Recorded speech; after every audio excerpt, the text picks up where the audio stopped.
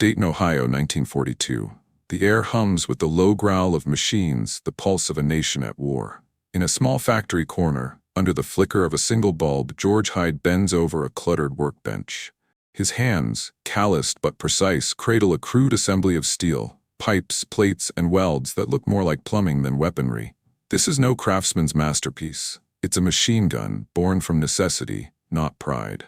The United States was bleeding, not just blood, but time, steel, and hope. By early 1942, the war had stretched America's industrial might to its breaking point. The Thompson submachine gun, a polished icon of walnut and machined steel, was a soldier's dream, but a quartermaster's nightmare. Each one cost $200, took weeks to produce, and demanded precision that factories couldn't sustain. Across the Atlantic and Pacific, the Axis war machine churned relentlessly. America needed weapons, and it needed them yesterday. "We can't win a war with beauty," Colonel René Studler, a logistics officer with tired eyes, muttered to his aides in a smoke-filled room at the War Department. Studler wasn't a romantic. He dealt in numbers, production rates, costs, and survival odds. The arithmetic was brutal. To arm every soldier, sailor, and Marine, the U.S. needed a miracle. A weapon that could be built faster than a car, cheaper than a uniform, and tougher than the men who carried it. Enter George Hyde. A German-born immigrant with a thick accent and a sharper mind, Hyde was no stranger to being underestimated. He'd arrived in America with little more than his engineering skill and a stubborn belief that simplicity could outmatch elegance. In Dayton, at the Guide Lamp Division of General Motors, he found his canvas. A factory built for headlights, not heroism. But Hyde saw potential where others saw limitations. If we can stamp out car parts in hours, he thought, why not guns? His creation was the M3 submachine gun. It was a squat, utilitarian thing, barely 30 inches long, with a welded barrel and a stock that folded like a cheap chair. It weighed just 8 pounds, lighter than a Thompson, and fired 45 ACP rounds at a steady 450 rounds per minute. Its cost? A measly $20. To Hyde, it was a triumph of function. To the Army, it was an insult. The clatter of boots echoes on the concrete of Aberdeen Proving Ground, Maryland, June 1942. A crowd of officers, their uniforms crisp, gathers around a wooden table. Hyde stands alone, his prototype glinting dully under the summer sun. The air smells of gunpowder and skepticism. "What is this?" Major General Charles Wesson, head of Army Ordnance, picks up the M3 with 2 fingers, as if it might stain his gloves. "It looks like something you'd find in a plumber's toolbox." Laughter ripples through the crowd. A captain smirks. "Did you raid a scrapyard for this, Hyde?" Hyde's jaw tightens, but his voice stays steady. "It fires, sir. Through anything. Mud, dust, rain, it doesn't care, and we can make thousands a week." Wesson sets the gun down, unimpressed. "Soldiers deserve better than this." Grease gun. The nickname sticks, born from mockery. The M3's cylindrical barrel and oil can shape make the jab too easy. To the officers, it's a joke, an ugly, stamped metal affront to the Thompsons' legacy. Craftsmanship matters, they believe. A soldier's weapon should inspire pride, not pity. But pride wasn't winning the war. In the Pacific, Marines were outgunned by Japanese ambushes. In North Africa, tanks rolled without enough small arms to protect their crews. The Thompson, for all its beauty, was a diva. Prone to jamming in mud, finicky in sand, and impossible to mass-produce at scale. Hyde knew this. Studler knew this. The soldiers, bleeding on foreign soil, knew it too. Hyde stands in the Aberdeen dust, watching the officers walk away. Their laughter lingers, but so does his resolve. He thinks of the boys overseas, waiting for weapons that might never arrive. This isn't about ego, it's about survival. Colonel Studler lingers behind, his face unreadable. "They don't see it yet, George," he says quietly, "but they will. War doesn't care about pretty." Hyde nods, his eyes on the discarded prototype. They called it junk. He called it survival. Dayton, Ohio, late 1942. The Guide Lamp Factory hums under a gray sky, its brick walls vibrating with the rhythm of stamping presses. The air is thick with the tang of oil and molten steel, the scent of a nation racing against time. Inside, George Hyde navigates a maze of machinery, his blueprints tucked under one arm, his resolve as unyielding as the metal around him. The laughter at Aberdeen still stung, but it hadn't stopped him. George Hyde wasn't chasing approval. He was chasing results. The Army's rejection of the M3 submachine gun, dubbed the grease gun, in mockery, only fueled his determination. If the officers wouldn't listen, he'd let the war speak for itself. America was burning through resources faster than it could replenish them. The Thompson, with its intricate machining and polished wood, was a relic of a slower era. Hyde's vision was different. A weapon born not in a gunsmith's shop, but on an assembly line.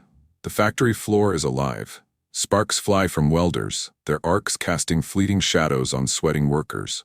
The clang of steel plates echoes like a heartbeat, each stamp shaping raw metal into purpose. Hyde found an unlikely ally in Frederick Sampson, an automotive engineer with a mind as practical as his own. Sampson had spent years designing car parts for General Motors, headlights, fenders, dashboards, components that had to be cheap, reliable, and produced by the thousands. To him, Hyde's M3 wasn't an eyesore, it was a revolution. "This isn't a gun," Sampson said, running his hand over a prototype's welded seams. "It's a machine part, and we know how to build those." The two men stood at the edge of a new frontier. Mass production, not as an industrial afterthought, but as a weapon of war. The guide lamp factory, once dedicated to civilian cars, was now a proving ground for survival. Hyde and Sampson reimagined the M3 as a product of automotive logic: stamped steel, minimal parts, no frills. The barrel was a cold-drawn tube, the receiver a simple cylinder, the stock a foldable wireframe. Every piece was designed to be made fast, cheap, and tough. By late 1942, they had a production line that could churn out 1,000 M3s a week, each one costing less than a soldier's monthly pay. The whine of a press cuts through the factory noise. A sheet of steel flattens, folds, and emerges as a gun's receiver. Workers move in sync, their hands calloused but quick. Hyde watches, his face lit by the glow of a welder's torch. This is his battlefield. But the Army's skepticism lingered.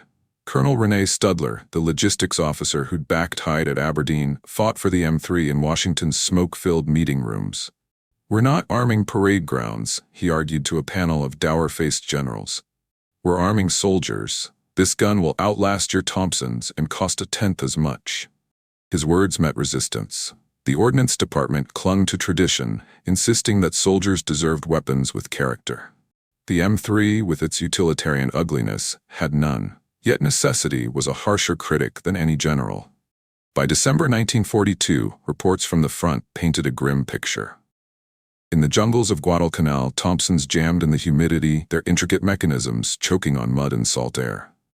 In North Africa, tank crews begged for compact weapons that could fit inside cramped turrets. The M3, unloved but unyielding, was starting to look like an answer. Hyde and Sampson pushed harder. They refined the design, stripping away every non-essential part. The M3 had no ornate sights, no polished grips, just a trigger, a barrel, and a bolt that could take a beating. Its low rate of fire, 450 rounds per minute, wasn't a flaw but a feature. It made the gun controllable, even for green recruits. Simplicity is survival, Hyde thought, watching a worker test-fire a fresh M3 into a sandbag. The gun barked, steady and uncomplaining, spitting .45 caliber rounds with mechanical precision. The range smells of cordite and oil. A worker, his face smudged with grease, hands the gun back to Hyde. "It ain't pretty," he says, "but it don't quit." Hyde nods. That's the point. By early 1943, the first M3s were crated and shipped to training camps. Soldiers smirked at the grease gun, its nickname now official in their banter. But Hyde didn't care about their jokes. He cared about the math. 1,000 guns a week could become 10,000, then 100,000. Enough to arm every paratrooper, tanker, and grunt who needed it. Enough to turn the tide. In the factory's dim light, Hyde stands alone, his hands tracing the cold steel of an M3. He doesn't hear the laughter anymore. He hears the war, calling for a weapon that can answer. He didn't design beauty, he designed victory. Aberdeen Proving Ground, Maryland, spring 1943. Rain falls in a steady drizzle, turning the testing range into a quagmire. The air is heavy with the scent of wet earth, cordite, and the faint metallic tang of machined steel. Puddles reflect the gray sky, their surfaces rippling as boots trudge through the muck. George Hyde stands at the edge of the field, his coat sodden, his eyes fixed on a scarred wooden table where his M3 grease gun sits, unassuming and unloved. This is no parade ground. This is where ideas live or die. The factory in Dayton was a triumph, its presses pounding out M3s like a heartbeat of steel. But production was only half the battle. The Army's skepticism, born at Aberdeen a year earlier, hadn't faded. The officers who'd mocked Hyde's prototype, calling it a plumber's tool or scrapyard junk, still clung to their polished Thompsons and their pride. A soldier's weapon should inspire, Major General Charles Wesson had declared, his voice dripping with disdain. This grease gun, it's an embarrassment. Hyde didn't flinch. He'd heard the laughter before. Born in Germany, he'd come to America with nothing but his engineering mind and a stubborn belief that function trumped form. The M3 wasn't meant to shine on a general's desk. It was meant to fire in a soldier's hands. And now, at Aberdeen, it would face its reckoning. The war was a brutal critic, and the testing range was its courtroom. The range is a gauntlet, designed to break even the hardiest weapons. Mud pits bubble under the rain, their surfaces slick and treacherous. Sand piles, trucked in from coastal dunes, mimic the deserts of North Africa. A refrigerated chamber, its walls frosted, simulates the Arctic cold of a European winter. Soldiers, their faces etched with fatigue, load magazines and wait. The air crackles with tension, the silence broken only by the squelch of boots and the distant rumble of a generator. The test was merciless. Fire 10,000 rounds through every condition a soldier might face: mud, sand, water, ice, and keep firing. Reliability was the only currency that mattered. The Thompson submachine gun, the Army's pride, stood as the M3's rival. Its walnut stock gleamed, its machine steel catching the weak sunlight like a badge of honor. Nearby, captured enemy weapons, a British Sten and a German MP40, waited to prove their worth. The officers, bundled in overcoats, watched with folded arms, their breath visible in the chilly air. They expected failure. Hyde expected truth. The Thompson goes first. A sergeant, his hands steady despite the cold, shoulders the weapon. The range officer barks, "Fire." The Thompson roars, its 600 rounds per minute tearing through the target 50 yards away. The sound is crisp, authoritative, like a drum roll of American pride. But then comes the mud test. The sergeant dunks the gun into a pit, the sludge coating its intricate bolt. He fires again, and the mechanism seizes. A click, not a bang. The officers exchange glances. In the sand test, grit clogs the feed, stalling the gun after a dozen rounds. In the freezer, condensation freezes the bolt solid. The Thompson is a thoroughbred. Dutiful, beautiful, fast, but fragile. The Sten and MP40 fare better, their simpler designs built for war's chaos. The Sten, a British concoction of stamped metal, fires through mud but stumbles in sand, its magazine misfeeding erratically. The MP40, sleek and German-engineered, handles cold well but chokes when sand infiltrates its tight tolerances. Neither is perfect. Neither is enough. Then comes the M3. A private, barely 19, picks it up with a frown. It feels wrong. Too light, too crude, like something cobbled together in a garage. "This thing's gonna fall apart," he mutters, loading a 30-round magazine. The click of steel is dull, unceremonious. The officers lean forward, their skepticism a palpable weight. Hyde stands still, his hands in his pockets, his eyes unblinking. The rain runs down his face, but he doesn't wipe it away. This is the moment, not for glory, but for proof. The private aims and fires. The M3's slow, deliberate 450 rounds per minute thump like a metronome, each shot punching through the target with mechanical precision. The gun's cylindrical barrel, mocked as an oil can, stays steady. The private dunks it in the mud pit, the sludge oozing into its seams. He fires again. The bolt cycles smoothly, spitting rounds without hesitation. In the sand test, grains pour from the gun's open ejection port, but it keeps firing, unperturbed. Submerged in water, it emerges dripping, yet the trigger pulls true. In the freezer, where the Thompson froze and the Sten stuttered, the M3's loose tolerances, designed to forgive dirt and cold, ignore the ice. Round after round, it performs, relentless and unapologetic. "How the hell?" the captain whispers, his voice trailing off. The officer's smirks fade, replaced by furrowed brows. "It's just pipes and welds," another mutters, shaking his head. "No craftsmanship, no soul." Hyde's voice cuts through the drizzle, calm but firm. "It doesn't need a soul, it needs to work." The numbers tell the story. In the 10,000-round endurance test, the M3 jams less than 1% of the time, 0.8% to be exact, outpacing the Thompson's 3% and the Sten's erratic 5%. Its stamped steel doesn't rust in humidity, its minimal parts laugh at dirt.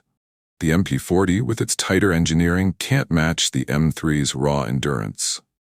The officers, trained to value precision and polish, stand in silence. Maybe we were wrong, their expressions seem to admit. Hyde watches the private fire another magazine, the M3's bark steady against the patter of rain. The sound is unrefined, industrial, like the factory that birthed it. He doesn't smile, he doesn't need to. The gun is speaking for him. Colonel René Studler, who'd staked his reputation on Hyde's vision, scribbles furiously in his notebook. Later, in his report to the War Department, he writes, "The M3 is not a gun for generals. It's a gun for soldiers. It's not beautiful, but it's unbreakable." The tests weren't just a victory for Hyde, they were a reckoning for the Army's obsession with aesthetics. The M3's ugliness was its philosophy. Simplicity meant survival, cheap meant scalable, and ugly meant unstoppable. But the tests were only the beginning. The real proof lay beyond Aberdeen, in the hands of soldiers who didn't care about tradition. They cared about living. By mid-1943, the War Department, grudgingly convinced, approved limited M3 production for field trials. Crates of grease guns shipped to training camps across the U.S., accompanied by skeptical instructors and curious recruits. The nickname, born in mockery, stuck, but it was starting to carry a hint of respect. In a muddy training field in Georgia, a private wipes down his M3 after a day of drills. He looks at it, shakes his head, and mutters, "Ugly as sin." But then he fires it again, the recoil steady in his hands. A grin creeps across his face. It works. It always works. The M3's story was no longer about steel and welds. It was about trust. Soldiers were beginning to see it not as a compromise, but as a companion. Reports trickled back from early field trials. Paratroopers liked its lightweight, tankers praised its compact size, and instructors noted its ease of use for raw recruits. The gun's slow rate of fire, mocked by officers as sluggish, proved a blessing. Soldiers could aim, not spray, making every shot count. In a quiet moment, Hyde sits in his small office at guide lamp, a single bulb casting shadows on his blueprints. He reads a letter from a sergeant in a training camp. "They laughed at this thing, but it's the only gun I trust to fire when I need it." Hyde folds the letter carefully, tucking it into his desk. He doesn't need praise, he needs results. The M3 was no longer just a prototype, it was a promise. But the war was far from won, and the Army's old guard wasn't ready to surrender their pride. As crates of M3s shipped to the front, whispers of doubt followed. Could a gun this cheap, this crude, really stand up to the chaos of combat? Or would it crumble when lives were on the line? Somewhere in the Pacific, a Marine crouches in a foxhole, the air thick with humidity and fear. He clutches an M3, its steel warm in his hands. The enemy is close. He pulls the trigger, and the gun answers. Numbers don't care what it looks like. Dayton, Ohio, summer 1943. The guide lamp factory roars like a living beast, its steel heart pounding with the rhythm of war. Inside, the air is thick with the acrid bite of molten metal, the screech of presses, and the electric hum of welders' arcs. Sparks cascade like fireflies, illuminating workers' faces, men and women, young and old, their hands moving in a blur of purpose. George Hyde walks the factory floor, his eyes tracing the flow of steel from raw sheets to finished M3 submachine guns. This is no longer an experiment. This is a revolution.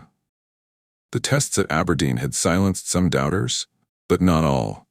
The M3 grease gun, with its crude welds and utilitarian design, had proven it could fire through mud, sand, and ice. Its numbers, 0.8% jam rate over 10,000 rounds, a cost of $20 per unit, were undeniable. Yet the Army's old guard, wedded to the Thompsons' polished legacy, still resisted. "It's a stopgap," Major General Charles Wesson grumbled in a War Department meeting. "A cheap fix until we can build proper weapons." Colonel René Studler, Hyde's steadfast ally, shot back. "Proper weapons won't matter if they don't arrive in time." Time was the enemy now. By mid-1943, the war's hunger for weapons was insatiable. In the Pacific, Marines fought through Guadalcanal's jungles, their Thompsons jamming in the humidity. In North Africa, tank crews scrambled for compact arms to defend cramped turrets.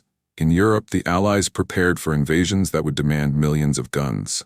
The M3 wasn't just an option, it was a necessity. Hyde and Frederick Sampson, the automotive engineer who turned car factory logic into battlefield innovation, knew the stakes. They didn't need the Army's love. They needed its production lines. The factory floor is a symphony of chaos and precision. A press slams down, transforming a flat steel sheet into a gun's receiver in seconds. Welders, their goggles glowing, fuse barrels to frames with bursts of white light. Women in coveralls, their hair tied back, assemble magazines with deft fingers. The air smells of oil, sweat, and purpose. Sampson stood at the heart of it, his clipboard a map of efficiency. He'd redesigned the M3's production to mirror an assembly line for headlights, standardized parts, minimal steps, maximum output. Where the Thompson required 50 machined components, the M3 used 20 stamped ones. Where the Thompson took days to craft, the M3 took hours. By July 1943, Guidelamp was producing 10,000 M3s a month, each one rolling off the line faster than a soldier could clean his boots. "We're not building guns," Sampson told his workers. "We're building survival." Hyde, quieter but no less driven, walked the line daily, inspecting every weld, every bolt. He wasn't a showman, he was an engineer. His obsession was reliability.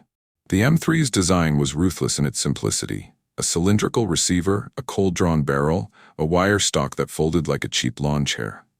Its 450 round per minute rate of fire, slower than the Thompson's 600, wasn't a flaw but a feature. Soldiers could aim deliberately, not waste ammo in a spray. The gun's loose tolerances, mocked as sloppy, let it shrug off dirt and abuse. "It's not meant to impress," Hyde thought, watching a worker test fire a fresh M3 into a sandbag. "It's meant to endure." Across the country, training camps buzz with the clatter of gunfire.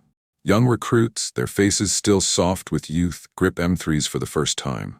The guns feel wrong, too light, too plain, like tools from a hardware store. Instructors, many still loyal to the Thompson, scoff. "This is your weapon?" one barks, holding up an M3. "Looks like it fell off a truck." The recruits laugh, but their laughter fades when they fire. The gun's recoil is steady, its aim true. It doesn't jam, even after hours in the dirt. The first M3s reached the front in 1943, crated and shipped to units in Italy and the Pacific. Soldiers opened the crates with smirks, their hands accustomed to the Thompson's weight, or the M1 Garand's elegance. "What's this, a kid's toy?" a corporal in Naples muttered, turning the M3 over in his hands. Its nickname, Grease Gun, spread like wildfire, a mix of mockery and curiosity. But then they took it into the field. Italy, October 1943. The Volturno River Valley is a hellscape of mud and rain. A platoon of the 3rd Infantry Division crouches in a ditch, pinned by German machine gun fire. A private, his Thompson jammed with mud, curses and tosses it aside. He grabs an M3 from a wounded buddy. The gun is slick with rain, its steel cold against his hands. He fires. The slow, deliberate thump of .45 caliber rounds cuts through the chaos, dropping a German gunner 30 yards away. The platoon advances. The private looks at the M3, its barrel steaming. "Ugly son of a bitch," he mutters, "but you work." Reports from the front began to trickle back to Dayton. In the Pacific, Marines on Bougainville praised the M3's resilience and jungle humidity. "The Thompson chokes in this soup," a sergeant wrote in a letter home. "The grease gun just keeps spitting." Tankers in North Africa, cramped inside M4 Shermans, loved its compact size. 22 inches with the stock folded, it fit where Thompson's couldn't. Paratroopers, jumping into Sicily's rocky hills, found its 8-pound weight a godsend compared to heavier rifles. The gun's simplicity meant green recruits could master it in hours, not days. In a training camp in Georgia, a grizzled instructor holds up an M3 to a sea of recruits. "This ain't your daddy's Tommy gun," he says, his voice rough. "It's cheap, it's ugly, and it'll save your life." He fires a burst into a target, the gun's bark steady and unyielding. The recruits, wide-eyed, start to listen. But not everyone was convinced. In Washington, some officers still pushed for more Thompsons, arguing that soldiers deserved real weapons. Production bottlenecks persisted, steel shortages, labor strikes, and competing priorities slowed the M3's rollout. Hyde and Sampson worked 18-hour days, tweaking the assembly line, training workers, and begging for resources. Studler fought their battles in the War Department, his reports piling up with data, cost savings, production rates, field reliability. "This gun isn't a luxury," he told a skeptical general. "It's a lifeline. The factory never sleeps." At midnight, under flickering lights, a worker pauses to wipe sweat from her brow.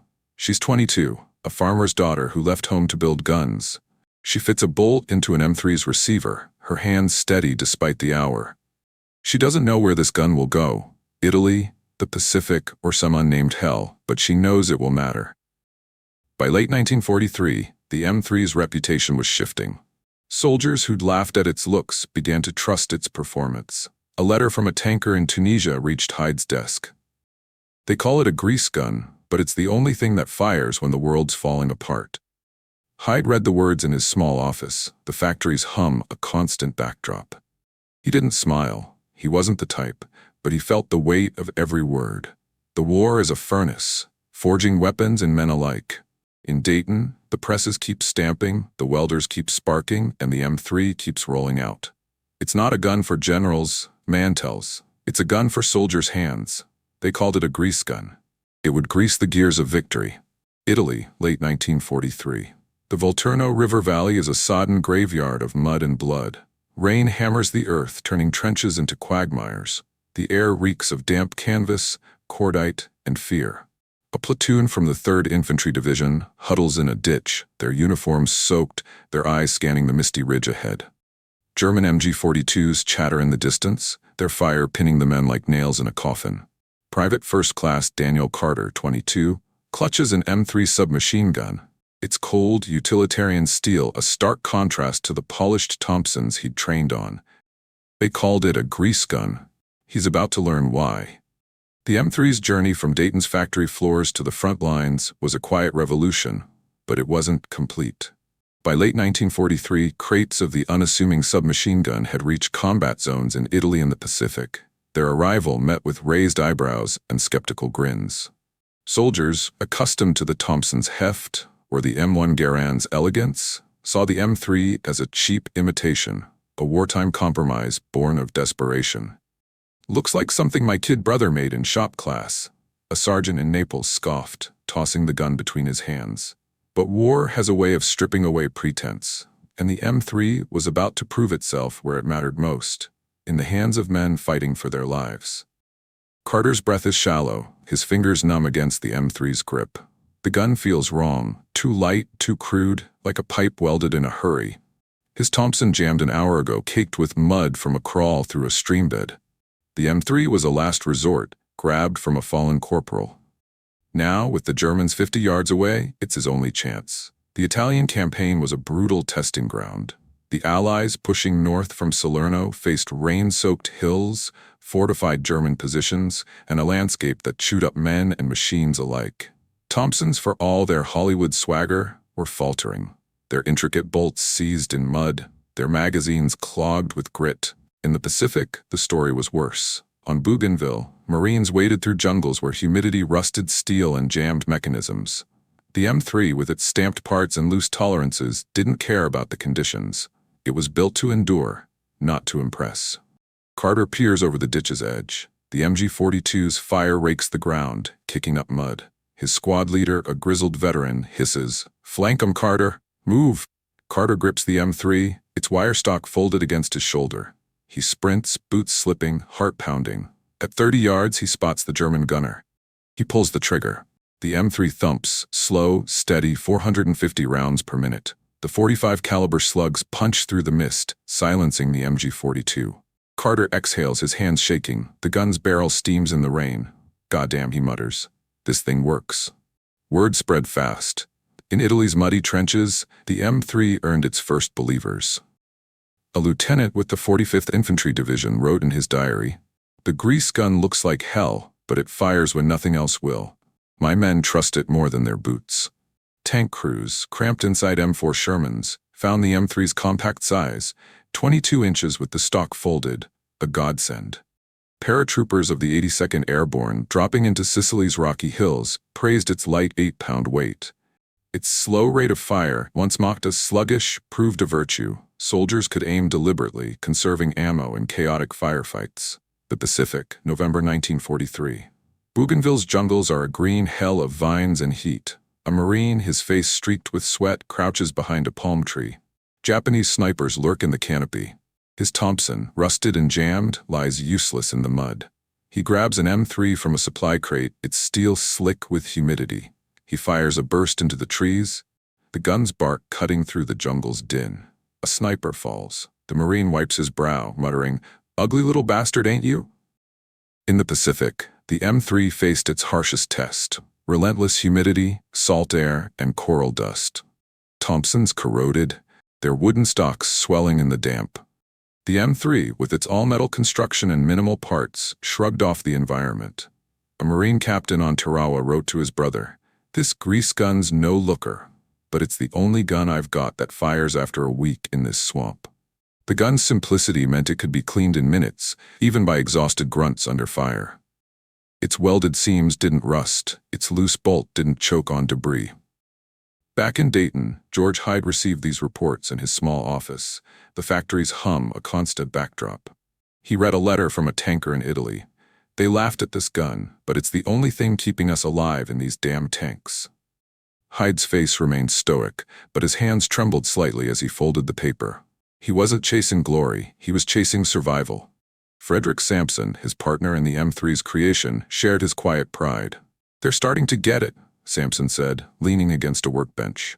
"This gun's not for show, it's for winning." But the M3's rise wasn't without resistance. Some officers, still wedded to tradition, refused to issue it widely. "Give my men real weapons," a colonel in the 1st Armored Division demanded, insisting on Thompsons despite their failures. Production hiccups didn't help.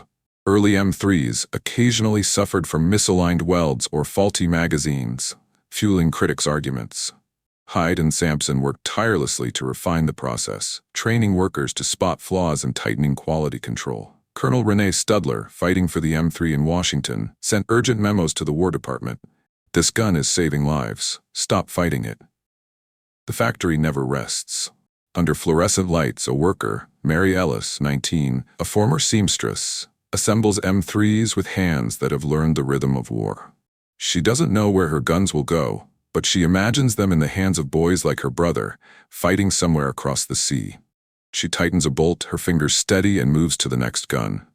By early 1944, the M3's reputation was growing, not through fanfare but through results. In Italy, a paratrooper wrote home, "It may look cheap, but it never quits." In the Pacific, a Marine scrawled on his M3's stock, "Grease gun, ugly but loyal." The nickname, born in mockery, was becoming a badge of honor. Soldiers who'd once laughed at the gun now carried it with a grudging respect, their trust forged in the crucible of combat. In a quiet moment, Carter sits in an Italian farmhouse. The war paused for a fleeting hour. He cleans his M3, its steel gleaming faintly in the candlelight. The gun has saved him twice now, once at Volturno, once in a village ambush. He traces its welds, its crude lines. "You're no beauty," he whispers, "but you're mine." The M3 wasn't just a weapon, it was a lesson. In the mud of Italy and the jungles of the Pacific, it taught soldiers that survival didn't come from polish or pride. It came from reliability, from a gun that fired when the world was falling apart. The grease gun was no longer a joke. It was a lifeline, and its legend was just beginning. Ugliness has a strange way of staying alive. The Ardennes, Belgium, December 1944. The air is a blade, slicing through wool coats and numbing fingers to the bone. Snow blankets the forest, muffling the crunch of boots and the distant thunder of artillery. In a foxhole carved into frozen earth, Sergeant Thomas Riley, 101st Airborne, grips an M3 grease gun, its steel so cold it burns his skin. The Battle of the Bulge has begun, and the German offensive is a tidal wave of tanks and men. Riley's breath clouds in the air, his eyes scanning the tree line. The enemy is close. The pretty guns have failed. The ugly one is about to be tested. By late 1944, the M3 submachine gun had earned a grudging respect in Italy and the Pacific, its reliability silencing soldiers' smirks. From the muddy trenches of the Volturno to the humid jungles of Bougainville, the grease gun had proven it could fire when Thompsons jammed and Stens faltered. But the Ardennes was a new kind of hell, a frozen crucible where men and machines faced nature's wrath as much as the enemy's. The German counteroffensive, launched in a desperate bid to break the Allied advance, turned the snow-covered forests into a slaughterhouse. Weapons froze, soldiers shivered, and survival hung on the thinnest of threads. Riley's foxhole is a shallow scar in the snow, shared with 2 other paratroopers. Their breath forms a faint mist, their faces gaunt from cold and hunger. A Thompson lies discarded nearby, its bolt locked solid by ice. The M3, compact and unassuming, is Riley's only defense. He checks the magazine, the click of steel, a small rebellion against the silence. The M3's journey to this frozen battlefield had been one of persistence over prejudice. In Dayton, Ohio, George Hyde and Frederick Sampson had turned the guide lamp factory into a war machine, producing 20,000 M3s a month by late 1944. Each gun, stamped from steel and welded with utilitarian precision, cost less than a soldier's boots. $20 to the Thompsons $200. Its design was ruthless in its simplicity. A cylindrical receiver, a foldable wire stock, and a bolt that moved with the forgiveness of loose tolerances. The gun's slow 450 round per minute rate of fire, once derided as sluggish, made it controllable in the chaos of close quarters combat. Its compact size, 22 inches with the stock folded, was a lifeline for paratroopers and tankers alike. But the Ardennes tested more than design, it tested endurance. Temperatures plunged to -20 degrees Fahrenheit, turning metal brittle and mechanisms sluggish. Thompsons, with their intricate parts, seized in the cold, their bolts frozen by condensation. British Stens, though simpler, misfed in the snow. Even the German MP40, engineered for precision, struggled when ice clogged its feed. The M3, with its minimal moving parts and wide tolerances, was built for this. Hyde had designed it to shrug off mud, sand, and now, ice. Simplicity is survival, he'd thought in Dayton, watching presses stamp out receivers. Now in the Ardennes, that philosophy faced its ultimate trial. Riley hears the crunch of snow, too close. German infantry, their gray coats blending with the fog, creep through the trees. His squad leader whispers, "Hold fire until they're on us." Riley's heart pounds, but his hands are steady on the M3. The gun's weight, barely 8 pounds, feels like an extension of his will. He waits, the cold biting his knuckles. The Germans attacked at dawn, their Panzer divisions carving through the Allied lines. The 101st Airborne, surrounded in Bastogne, fought with whatever they had, rifles, grenades, and a dwindling supply of ammo. Riley's platoon, part of a defensive perimeter, faced waves of infantry backed by machine gun nests. In the first skirmish, Riley's Thompson had failed, its bolt stuck after a single burst. He'd grabbed an M3 from a supply crate, expecting little. Now, as the enemy closed in, he was about to learn its worth. The tree line erupts. German shouts mix with the crack of rifles. Riley rises, the M3 pressed to his shoulder. He fires, a slow, deliberate burst. The .45 caliber rounds punch through the snow, dropping two soldiers at 20 yards. The gun's recoil is steady, its mechanism cycling smoothly despite the ice crusting its seams. Riley ducks, reloads, and fires again. The M3 doesn't falter. Across the Ardennes, the M3 was earning its stripes. Paratroopers, their gear lightened for mobility, carried it into foxholes and ruined villages. Tank crews defending against infantry ambushes used it to clear hedgerows from cramped turrets. A corporal in the 82nd Airborne wrote in his journal, "The grease gun's the only thing that fires in this damn cold. My M1 froze, my pistol jammed, but this ugly bastard keeps going." In Bastogne, where supplies ran low, the M3's simplicity was a godsend. Soldiers could clean it with frozen fingers, its minimal parts forgiving even under duress. In a shattered barn, a medic patches a wounded paratrooper. Nearby, another soldier cleans his M3, scraping snow from its barrel. "Looks like junk," the medic says, eyeing the gun. The soldier grins. "Junk that saved my ass today." Back in Dayton, reports from the front reached George Hyde through Colonel René Studler's dispatches. A letter from a tank commander in Belgium read, "This grease gun's no beauty, but it's the only gun I trust when the world's frozen over." Hyde read the words in his small office, the factory's hum a constant pulse. He didn't celebrate, he wasn't the type, but he felt the weight of every life saved. Frederick Sampson, his partner, nodded as they reviewed the reports. "They're not laughing anymore," Sampson said, his voice quiet but proud. Yet the M3's rise wasn't universal. Some officers, clinging to tradition, still favored Thompsons, even as their men cursed the jams. Production issues persisted.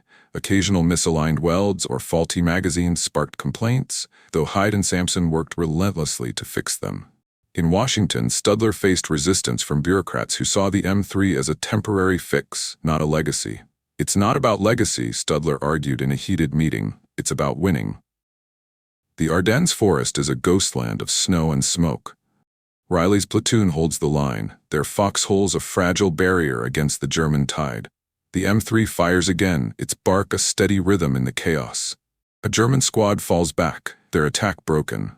Riley exhales, his breath a cloud in the freezing air. The gun is warm in his hands, its steel a quiet promise. The Battle of the Bulge was a turning point, not just for the war, but for the M3's reputation. Soldiers who'd once mocked its looks now carved their initials into its stock. A ritual of trust. A private in the 28th Infantry Division wrote home, "They call it a grease gun, but it's my best friend out here. Never lets me down." In the frozen hell of the Ardennes, where survival was a miracle, the M3 was no longer a compromise. It was a lifeline. The war rages on, a relentless machine of death and defiance. In Dayton, the presses keep stamping, the welders keep sparking. In the Ardennes, the snow falls, but the M3 fires. The pretty guns froze. The ugly one fired. The pretty guns froze. The ugly one fired.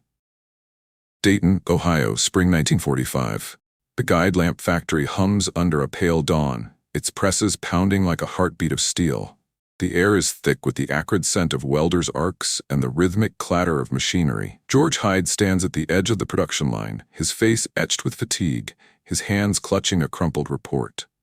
The M3 grease gun has won battles in Italy, the Pacific, and the frozen Ardennes, but now it faces a new enemy. Itself. Flaws in the design threaten to unravel everything. The war is far from over, and the gun that soldiers have come to trust is at risk of being scrapped. By early 1945, the M3 submachine gun had carved a legacy in blood and snow. From the muddy trenches of Italy to the icy foxholes of Bastogne, it had proven its worth where Thompsons faltered and Stens broke. Soldiers, once skeptical of its crude welds and oil can shape, now swore by its reliability. A paratrooper in the 101st Airborne had written, "This grease gun's ugly as sin, but it's the only thing I trust when hell breaks loose."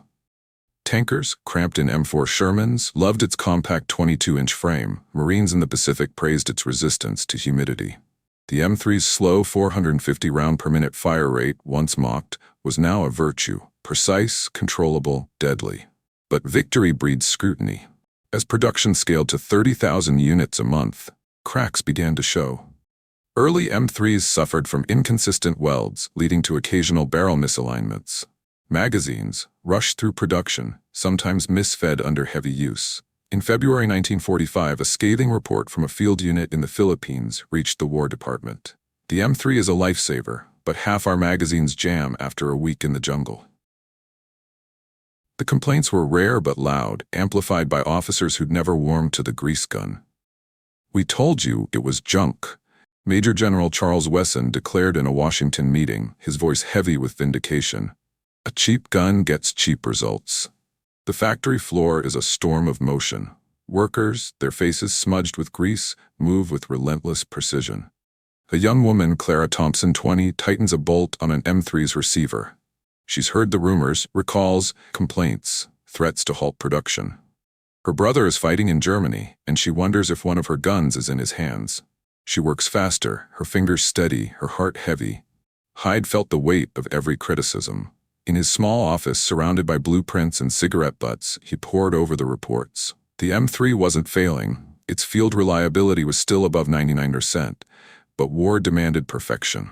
A single jam could cost a life. A single flaw could damn the gun. Hyde wasn't a man for despair, but the stakes were personal. "I built this to save them," he thought, tracing the welds on a prototype. "It can't fail them now." Colonel René Studler, the M3's champion in the War Department, fought to keep the program alive. "These are fixable problems," he argued to a panel of skeptical generals. "The gun saved thousands already. Don't throw it away because of a few bad welds." But the pressure was mounting. The Army Ordnance Department, still stinging from the M3's rise over their beloved Thompson, saw an opportunity to bury it. A recall was proposed, a move that could halt production and strand soldiers without weapons. Hyde and Frederick Sampson, the automotive engineer who'd brought mass production genius to the M3, refused to surrender. They returned to the factory floor, rallying workers and engineers. "We're not starting over," Sampson told the team, his voice cutting through the din of presses. "We're making it better." The solution was the M3A1, a refined version of the gun designed to eliminate flaws while preserving its core: simplicity, reliability, affordability. The factory transforms into a laboratory. Engineers huddle over tables, sketching fixes. Welders test new techniques, their arcs flashing like lightning. Hyde, his sleeves rolled up, works alongside them, adjusting a jig to ensure perfect barrel alignment. The air smells of ozone and hope. The M3A1 addressed every criticism. A stronger magazine catch prevented misfeeds, even in jungle humidity. Improved welds eliminated barrel wobble. A redesigned bolt cover doubled as a safety, preventing accidental discharges. The folding stock, once prone to bending under extreme abuse, was reinforced with thicker wire. Most crucially, a 3A1 retained the original's heart: minimal parts, loose tolerances, and a cost under $25. It was still ugly, still unpolished, but it was flawless in function. In a testing range in Dayton, a prototype M3A1 fires into a sandbag. Mud-caked, water-soaked, frozen, it performs without a hiccup. Sampson watches, his arms crossed, a rare smile breaking through. "That's it," he says to Hyde. "That's the one." By mid-1945, the M3A1 was rolling off the lines, replacing earlier models. Field reports from Europe and the Pacific glowed with praise. A tanker in Germany wrote, "The new grease gun's tougher than my Sherman, never jams, never quits." In Iwo Jima, a Marine scrawled on his M3A1 stock, "Ugly 2.0, still kicks ass." The recall threat faded as the gun's performance drowned out the critics. Studler's reports to the War Department were unequivocal. "The M3A1 is the most reliable submachine gun in our arsenal." End of discussion. The war's end looms, but the fighting rages on. In a German village, a paratrooper fires his M3A1 through a shattered window, clearing a room of SS troops. In Okinawa, a Marine uses his to hold a ridge against a banzai charge. The guns, born in Dayton's factory, carry the weight of a nation's survival. Hyde stood on the factory floor, watching the M3A1s crate up for shipment. The war was nearing its climax, but the M3's fight wasn't over. It had faced mud, sand, ice, and now its own flaws, and it had endured. The workers, sensing the moment, worked with a quiet pride. Clara Thompson, assembling her 1000th M3A1, imagined her brother in Europe, safe because of her hands. "This one's for you, Tommy," she whispered, fitting a magazine into place. In Washington, the last holdouts fell silent. The M3A1's performance was undeniable, its cost unbeatable. The grease gun, once a laughingstock, was now a cornerstone of the Allied arsenal. Hyde, ever stoic, allowed himself a moment of reflection. They mocked it, rejected it, tried to kill it, he thought, but it's still here. The factory hums, a relentless pulse of steel and will. Outside, the world burns, but inside, the M3A1 takes shape, a gun too ugly to die, too reliable to fail. He'd built something too ugly to die. Korea, winter 1950. The Chosin Reservoir is a frozen wasteland, a jagged landscape of snow and blood. The wind howls, carrying the bite of 30-degree cold and the distant crack of Chinese rifles. Corporal James Lee, a Marine with the 1st Division, crouches behind a shattered boulder, his M3A1 grease gun clutched against his chest. Its steel is ice cold, but its mechanism is warm from recent fire. The enemy is closing in, a human wave in the moonlight. Lee's breath clouds the air, his fingers numb but steady. The gun that saved thousands in World War II is about to fight again. Its story, born in mockery, ends in legend. The M3 submachine gun, refined into the M3A1 by 1945, had survived its darkest hour. The production flaws that threatened its existence, misaligned welds, faulty magazines, were crushed by George Hyde's relentless engineering and Frederick Sampson's industrial genius. The M3A1, with its stronger magazine catch, reinforced stock, and flawless reliability, silenced the last critics. In the final months of World War II, it became a mainstay for paratroopers, tankers, and grunts across Europe and the Pacific. A soldier in Okinawa scrawled on his M3A1, "Ugly but mine." The nickname grease gun, once a slur, was now a badge of trust. In Dayton, Ohio, the guide lamp factory stands quieter now. World War II is over, but the presses still hum, producing M3A1s for a new conflict. The air smells of oil and steel, a faint echo of 1943's frantic pace. A worker, John Harris, 24, fits a bolt into a receiver. He's heard the stories, how these guns saved lives in Bastogne, Iwo Jima, Berlin. He works with pride, knowing each gun might save another. The Korean War, erupting in 1950, was a brutal test of the M3A1's endurance. The peninsula's winters were as unforgiving as the Ardennes, its summers as humid as Guadalcanal. The M3A1, designed to shrug off mud, sand, and ice, faced Korea's extremes with the same stoic reliability. At Chosin, where temperatures plummeted and weapons froze, the M3A1 fired when others failed. Marines, surrounded by Chinese forces, relied on its compact size and steady 450 round-per-minute fire to hold defensive lines. A sergeant wrote in a letter home, "The grease gun's the only thing that works in this frozen hell. My M1's a popsicle, but this keeps going." Lee fires a burst, the M3A1's thump cutting through the wind. 45 caliber rounds tear into the advancing line, breaking the charge. His hands shake, not from fear but cold. He reloads, the magazine clicking into place with a sound he trusts. The gun, battered and scarred, fires again. It always fires. The M3A1's legacy stretched beyond Korea. It served in Vietnam, where its simplicity suited the jungle's chaos. Special forces navigating dense foliage carried it for its lightweight and reliability. Even in the 1980s, long after sleeker weapons emerged, the M3A1 lingered in armories, a quiet testament to its design. Over 700,000 M3s and M3A1s were produced, each one a $20 miracle that outlasted its polished rivals. The Thompson, once the Army's pride, faded. The M3A1 endured. In a quiet Virginia cemetery, 1969, a simple headstone reads, George J. Hyde, 1888 to 1963. No fanfare, no medals, just a name carved in stone. The man who built the grease gun lies in obscurity, his creation outliving him in wars he'd never see. Hyde died quietly, his contributions largely uncelebrated.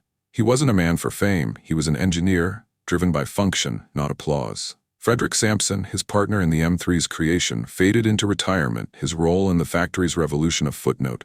Colonel René Studler, who'd fought for the gun in Washington, passed in 1962, his memos buried in archives. Yet their work reshaped warfare. The M3 and M3A1 taught the Army a lesson it would carry into the future. Beauty doesn't win wars, reliability does. The Pentagon, 1955. A young officer studies a report on small arms. The M3A1's numbers jump off the page. 99.2% reliability, $20 cost, millions of rounds fired without failure. He shakes his head, marveling. They laughed at this thing, he mutters, and it outlasted them all. The grease gun's impact went beyond battlefields. It changed military doctrine, proving that mass production could arm a nation faster than craftsmanship. Its stamped steel and automotive logic inspired later weapons, from the M16 to modern modular designs. The M3A1 wasn't just a gun, it was a philosophy. Simplicity is survival, function trumps form, and genius often hides behind ugliness.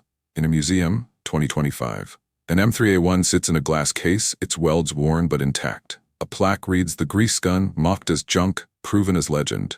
Visitors pass by, some pausing to read, others unaware of the lives it saved. Its steel is silent now, but its story speaks. The moral was clear, etched in the scars of soldiers and the steel of a gun that refused to fail. It wasn't about polished wood or gleaming barrels, it was about a weapon that fired when the world was mud, ice, or fire. A weapon that soldiers trusted when trust was all they had. George Hyde's creation, born in rejection, became a symbol of resilience. Not just for soldiers, but for anyone who dares to build what others dismiss. Somewhere, a soldier's letter from 1945 lies in a family attic. It reads, "They called it junk, but it saved my life. Tell Mom I'm coming home." It looked like junk, until it saved a nation. If you believe in innovation born from rejection, subscribe for more stories of genius under fire.